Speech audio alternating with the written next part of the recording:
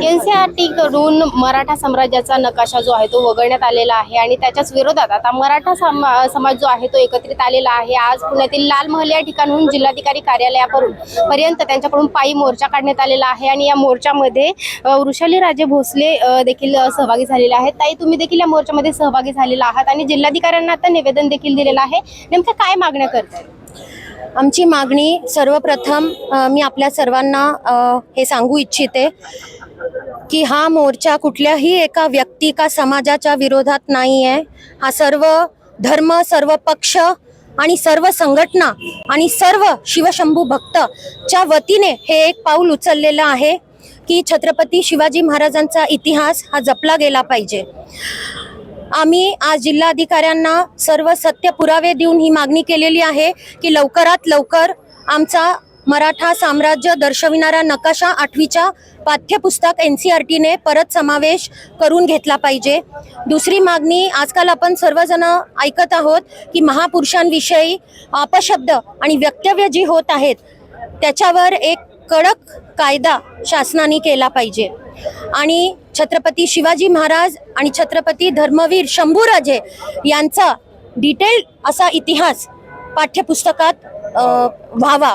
तर ह्या सर्व मागण्यांकडून काय सांगण्यात आलं तुम्हाला? खरं तर आपण पाहतोय की अनेक वेळा मराठा समाजाकडून मागणी करण्यात येत आहे पुन्हा हा समाजाचा नकाशा त्यामध्ये आणला पाहिजे।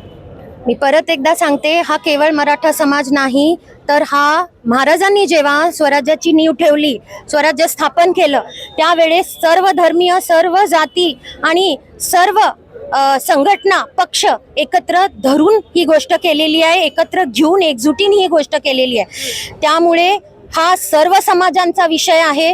छत्रपती शिवाजी महाराज हे एकाचे नाही, अख्ख्या भारताचे होते आणि जिल्हाधिकाऱ्यांना आम्ही ही विनंती केलेली आहे की वरच्या अधिकाऱ्यांपर्यंत आमचा हे पुरावे, महाराजांचा इतिहास हा पोहोचावा। मागणी पूर्ण का होत नाही? अनेक दिवसांपासून ही मागणी करत होत आहे। त्या विषयावर सगळं आम्ही पाठपुरावे घेतले तर ते काम चालू आहे। कधीपर्यंत बोलले ते? लवकरात लवकर ते करणार आहेत।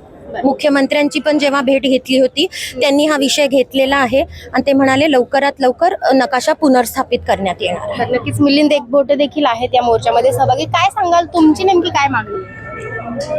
हा जो हिंदुस्थानचा आजचा वर्तमान काळ आहे, तर हिंदुस्थानच्या वर्तमान काळामध्ये जगन्नाथाचं मंदिर आणि काशी विश्वनाथाचं मंदिर दोन्ही मंदिरं सांगतील की महाराष्ट्राने या मंदिरांची निर्मिती केलेली आहे। संपूर्ण हिंदुस्थानवर महाराष्ट्राने जे कार्य करून स्वातंत्र्याचं दान दिलेलं आहे, या महाराष्ट्रावर अन्याय होत असेल, महाराष्ट्राचा अपमान होत असेल तर कोणताही मराठी माणूस हे सहन करणार नाही। एनसीआरटीने मराठा साम्राज्याचा जो नकाशा पुसून टाकलेला आहे तो त्यांना पुनर्स्थापित करावा लागेल आणि इतिहास हा सत्य आहे। मराठा साम्राज्य या हिंदुस्थानमध्ये होतं, हे ऐतिहासिक सत्य आहे।